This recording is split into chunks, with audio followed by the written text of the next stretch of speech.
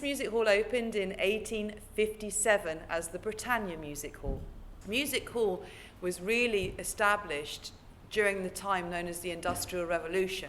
Massive populations came to cities like Glasgow to live and work, and they were working class, they were poor, they lived in the roughest conditions, they worked in the toughest conditions. So they needed a place of entertainment, and so music hall became their place of entertainment. Well, the sort of acts that we used to have in this music hall were originally singers, dancers, and comics. And comics in those days used to do comedy songs and comedy characters. They didn't do stand-up like you would understand today. And then over the years, more people came to the music hall and wanted to see more different acts. So you started to have trapeze acts, high wire acts, jugglers, mesmerists, illusionists, hand balancers and equilibrists, novelty acts, animal acts. In fact, my favourite novelty act was a gentleman called Joseph Pujol from France, known as the Great Fartiste. So look him up and you'll find out what he used to do with his bottom. It was very unusual. In a music hall, you didn't want to sit in the stalls. They were known locally as the penny spits, because people in the balcony would urinate on the audience below, spit on the audience below, and throw whatever else they had on the audience below. So people would fight for the balcony, and the poor people that got left out would be left down here in the stalls.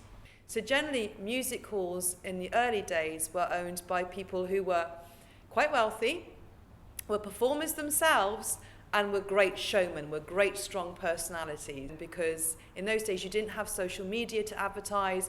People were generally quite illiterate, so wouldn't read newspaper advertisements. So in order to promote the building, the showman would literally find ways of promoting them out on the street and to the public by putting on silly displays, having fights with other theatre and music hall owners, just to generate publicity and to generate interest from the public.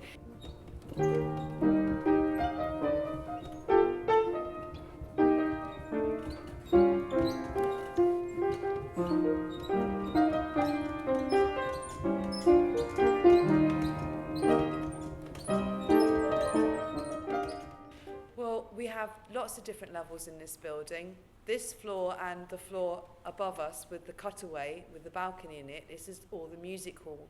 But in the attic space above us, we had a rooftop carnival, a waxworks, and a freak show.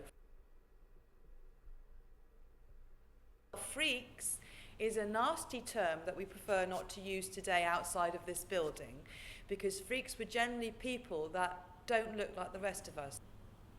One of the most famous in this building was a lady called Lucy Moore, and that's Lucy Moore up there.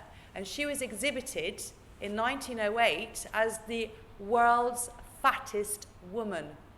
She was 46 stone, and thousands of people queued to see her, and hundreds of men wrote in with proposals of marriage.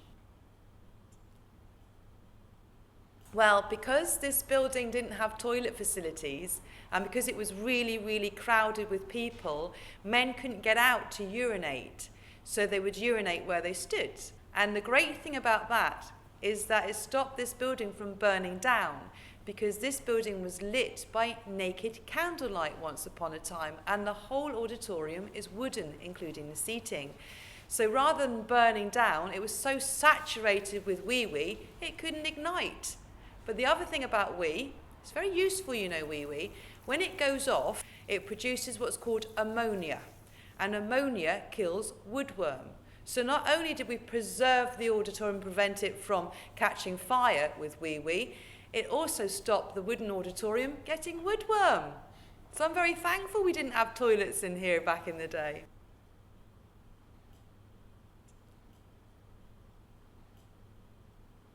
So internationally, we do have quite a following.